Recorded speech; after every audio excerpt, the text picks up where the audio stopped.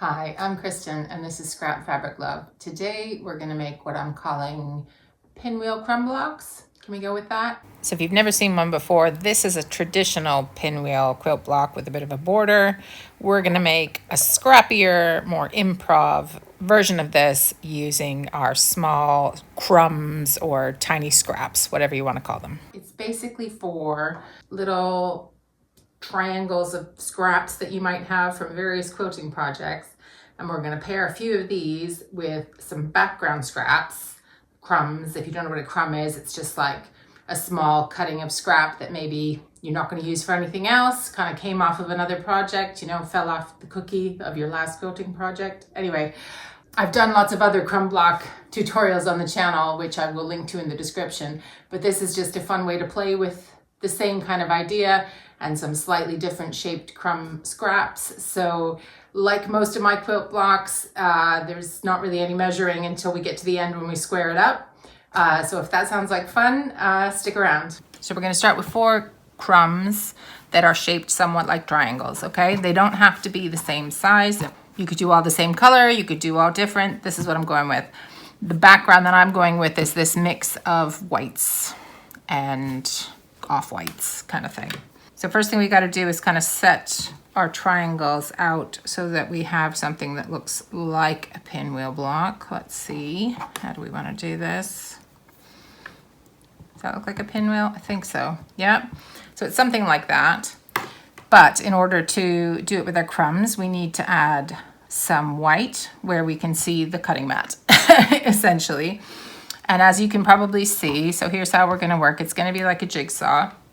So as you can probably see, this triangle is longer than this one. Now I could cut them to be all the same size, but what I'm going to do is add white here, here, here, here, and then this unit's going to be longer than this one. So then I'll add white here, for example, and possibly here as well. I'm not sure.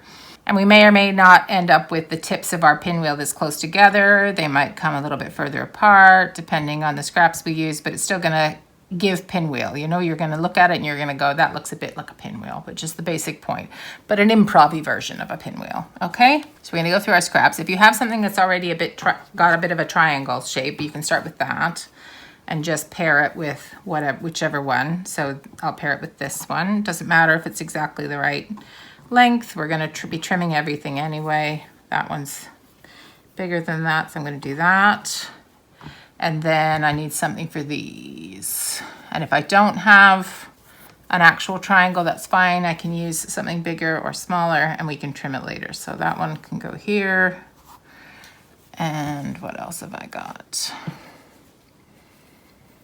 And if you only have little small things like that, you can piece them together to make something big enough if you don't have something big enough. So I might end up doing this here, or I might end up adding something to this to make it fit. We'll see. So I'm going to do this. So I've got my 4 bits of background and I'm going to add them to my 4 triangles. So I'm going to take those to the machine and sew. All I'm doing is sewing a 1/4 inch seam down here, and then I'm going to press it open and I'll bring it back and show you how I trim it. So we're just sewing here, here, where are we? Yep, here and here, okay? Okay, so here's my 4 units that we had. Right, let's see if we can set out our pinwheel again. Do we remember where we put everything? I don't know.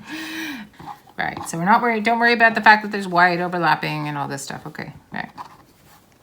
So this is the difficult part, is trying to figure out how the pinwheel went in the first place. So take a picture, take a picture. There we go. That's it, isn't it? Yes, okay. So here's our pinwheel, right? So yes, I've got things overlapping. Don't worry, we're gonna trim all that. So this is the fun of the crumb quilting, okay? For me anyway. So we didn't cut our pieces ahead of time to specific sizes. So this is when we need to do that trimming. So what we want to do is be able to join this to this and this to this. So we'll work on them separately, okay? So these 2 honestly are not that far off, right? I've got this little tail hanging off the end. I need to trim him off, and then I need to straighten this, and then they'd be good to be joined. There'll be other things to trim later on, but that's all we need to do to join these 2 to each other, right? So I am going to trim off this. And then that goes here. And then this, we just need it to kind of straighten it up. So in order to straighten it up, I'm not using any of the lines on my cutting mat. That's just so I don't ruin my table. What I'm doing is using a line on my ruler and lining it up to this, which looks pretty straight to me, this bit of purple on the triangle. And then I'm gonna just trim on the end here to straighten that up, if that makes sense, okay? And we're not worried about the bits falling out. I can see a little tail at the top now. I'm gonna trim that off. Okay, right? So now I've got these two and they're pretty much good. So the only thing would be that when I trim here, no, that's fine. So here's what I'm gonna check to see if this is gonna work, right? I'm gonna put my ruler along the gray, along to here, and see how far up would I have to cut it to get myself a straight line here. And I'm okay with losing this much down here. So I think that's all right, because that's what I'm gonna end up trimming later in order to straighten this up a bit. I hope that's making sense. We're basically doing a jigsaw, and all you need to join one piece of a jigsaw to another piece of a jigsaw is a straight line of some kind.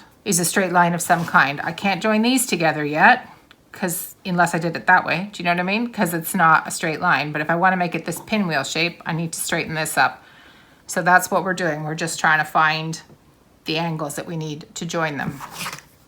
Now this works better for my brain than cutting things up ahead of time and putting them back together.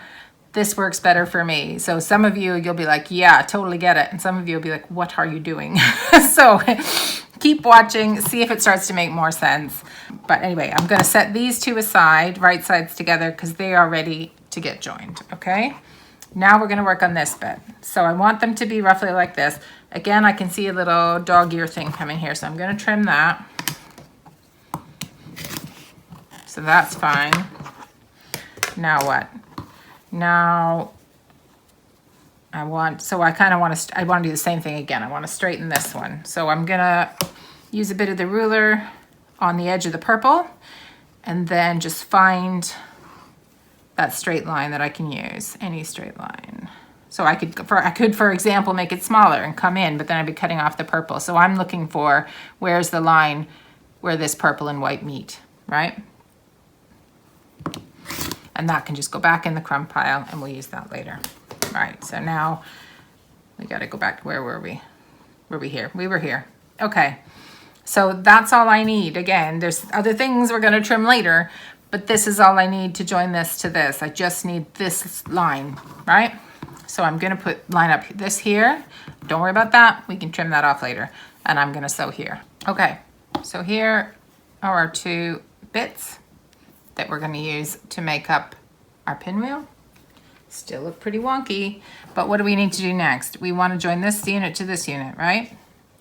So I need to straighten up this white here.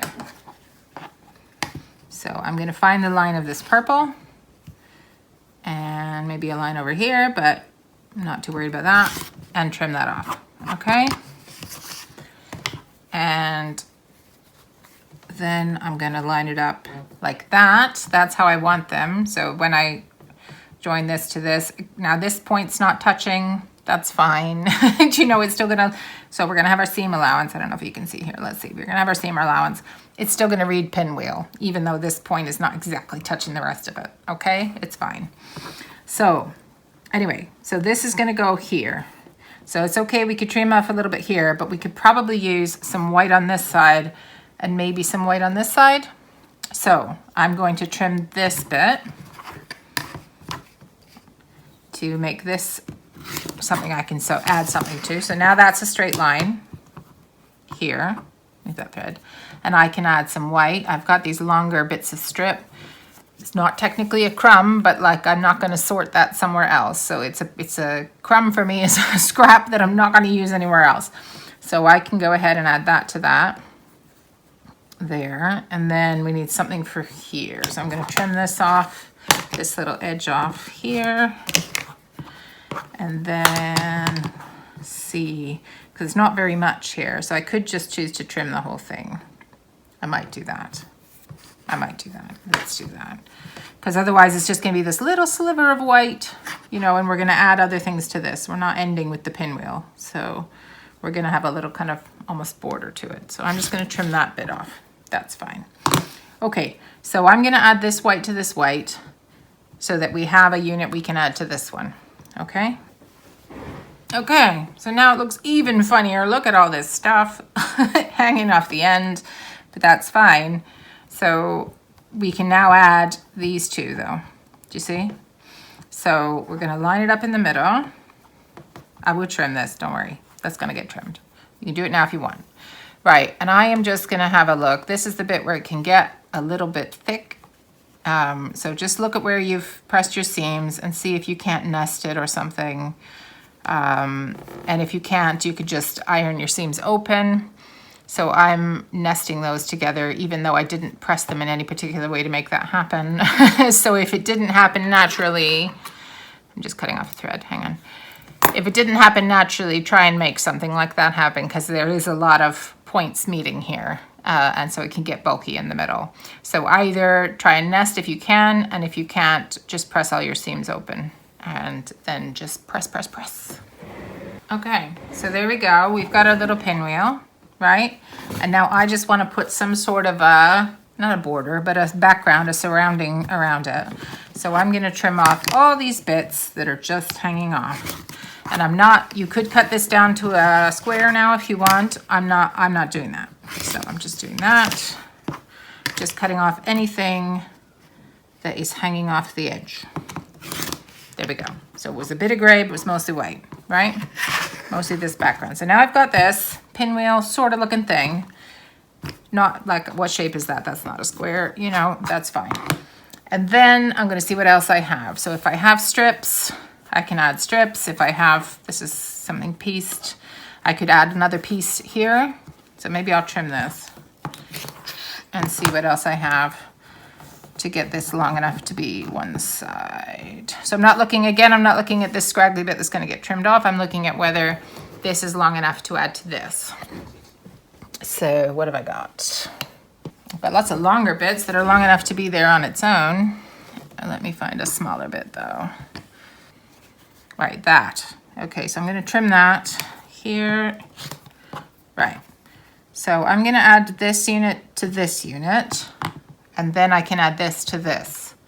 And then I will start building up around. Okay? Okay, so there is a sort of crumb strip, but I just haven't trimmed that edge. You can trim it whenever you want. But I'm just worrying about trimming the bit. I'll get this thread that I want to join to something. So I'm going to join this to this to add some background to my block. That's why I'm doing it, okay? So I'll line that up and then I'm going to sew here. Okay, so now this side is covered. I want to do something here and here.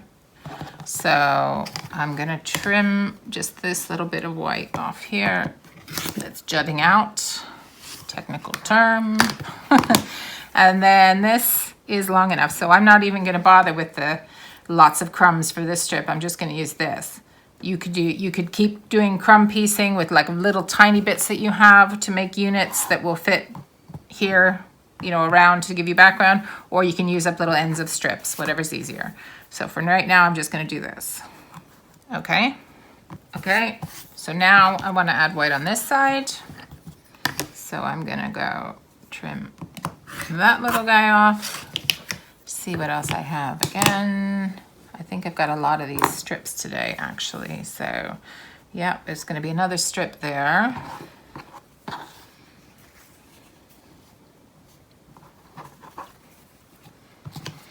Okay, now my pinwheels are all surrounded. I'm just going to get rid of these scraggly guys. My pinwheel is now all surrounded in white, so I could trim it up to a tiny little block, but I feel like I want it to be a little bit bigger. So I am going to see what I have in here, see if there's any other smaller bits I want to piece together. There's something I've already pieced earlier somewhere. And try and build, for example, up another strip on this side. And then I might be doing another strip. We'll see. Let's see where we're at. Well, where do we want to get to? Because I don't have a set size for this. But we could, yeah, so we're not quite at a 6-inch block. I think we could make it 6 inches. So if I add something on this side, for example, then I can trim here. And then I just need another strip on one edge to build it up to 6 inches, which I think that's an okay size. So I'll do that. So to do that, I'm gonna just use what I've already got here. This is 2 pieces, and I'm gonna piece that to that. And I'm just gonna keep piecing crumbs in the same way to build up a unit here. If you don't know how to do that, I've got other videos, and I've also got a crumb quilting workshop coming up, which I'll talk at the end of the video about. But I'm just gonna go, it's basically the same as what we've been doing, but just for the sake of speeding up the video, I'm gonna piece this strip with crumbs and then come back to you. So I forgot to mention it earlier, but I am not aiming to center my little improv pinwheel in the middle. You can, but I'm letting it kind of end up a little bit off of center. So you decide how you want to do that. Right, so now that is long enough to join to that. So I'm going to do that. And then we will be almost at our 6-inch block. Okay, so here's this. We're not at our 6 inches yet, but let's see what we need to trim to get there. So I can trim here, and then I just need a strip either here or here, right? So I'm going to go ahead. I don't know if you can see this, but I've got a line here on my ruler that gives me the 6 inches. So I'm going to go ahead and trim this, put it over there, and turn it around. So I'm basically getting the width, I guess, right now, the 6-inch width here. So, and I can also trim that top there a bit. So I'm going to trim this and this. So I've got 3 sides. And so now I just want to add a little bit of a something here to make it 6 inches. Or I could add it there, but I think I'm going to do here. So I'm just going to straighten this edge a tiny bit and find a good strip to use. Maybe that one? Yeah. So I'm going to add that to that, and then I should be able to trim up and have my 6-inch. Okay, so here I am. So now let's use this again.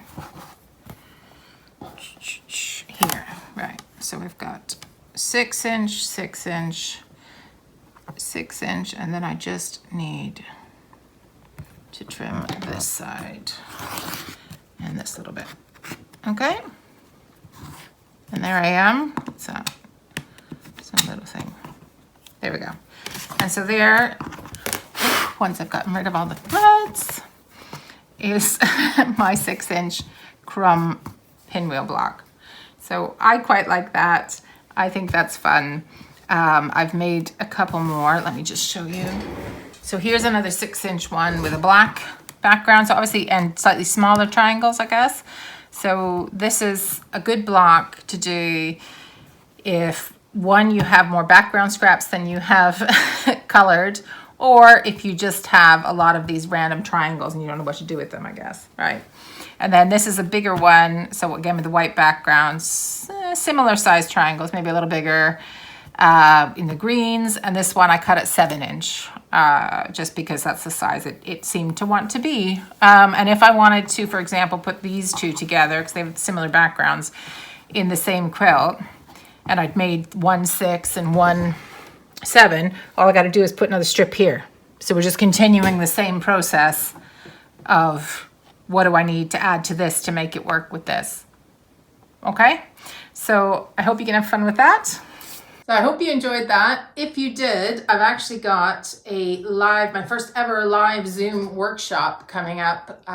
So I'm taking bookings for that now. The link's in the description. It's called Crumb Quilting from Quilt Blocks to Applique, and it's a 90-minute live Zoom kind of make with me session is what I'm calling it. So I'll be teaching, I'll be showing you examples, but you'll also have time to sort of make your own blocks. What we're going to do in the time is make 3 different variations of some crumb blocks, going from, you know, your traditionally pieced, similar to what we did today, but not quite the same, and then ending with more of a how to use your crumbs in a fun kind of applique way. So if that sounds interesting, links in the description. It's in a few weeks. And if you're new to the channel and you've watched all the way through, thank you so much. I hope you'll consider subscribing. And I also have a newsletter you can join. Link to that's also in the video description with everything else. So anyway, have fun with your pinwheel crumb blocks, and I hope to see you next time. Thanks so much for spending time with me. Bye.